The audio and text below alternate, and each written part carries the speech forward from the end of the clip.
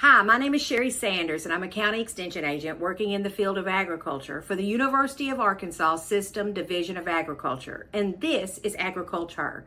Agriculture is a program where we celebrate women working in the field of agriculture in the state of Arkansas. This month's guest is Taylor Wiseman. Taylor is the Executive Director of the Arkansas FFA Foundation, and this is Taylor's story. So going back now to my freshman year at SAU, that is when I met my husband.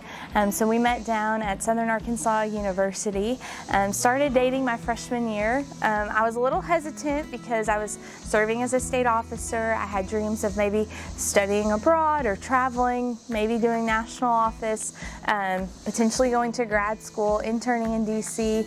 But I shared all of that with him, and he said, "Sounds good, I'll be here for the ride." And so I didn't know if he knew what he was signing up for, but he definitely said he would be supportive through all of that. So we had a long dating time frame because of all of that, but he kind of understood the importance of that. He was also an FFA member. He grew up on a farm. He wasn't studying agriculture, but he was studying finance. His background is his dad bought a farm when he retired, and just over the course of his dad in retirement had to sell a lot of that farm off.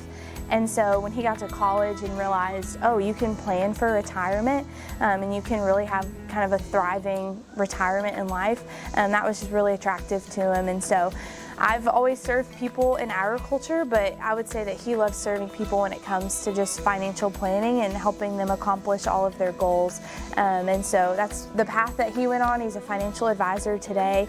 And so we got married after I finished my time at SAU, and then went to grad school, and again through that we were married, but kept kind of putting the bug in his ear. I wanted to get back to DC, and so was fortunate that when I found a job up there, he was also able to stay kind of in the finance world and be a financial advisor there in DC for about 5 years, and had so many clients up there.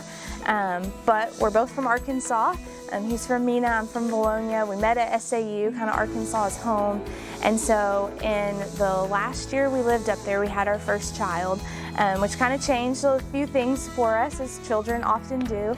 And so we started thinking about what it would look like to get back to Arkansas. And so he had an opportunity to come back to the same Merrill Lynch office and have his own book of business there that he's been building. And so then I started looking, okay, now what's the next step for me? And I just think this is where it's so important to know who you are, and that really guides you so you know what to do. While I'd always worked in policy and looked for opportunities to do that, I knew even beyond that, I wanted to be in a role that I was connected to Arkansas, that I was connected to agriculture and making a difference for rural Arkansans.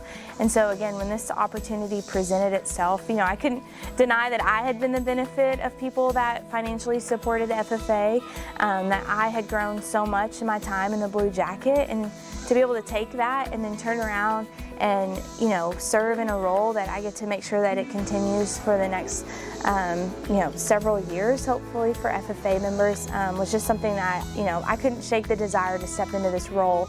And so I've been here a little over half a year, but it has been phenomenal so far to just reconnect with FFA, reconnect with Arkansas. And so we now live back in the state. My husband and I live in Farmington in Northwest Arkansas. So we live in Farmington now and serving the Arkansas FFA Foundation. It means I get to travel.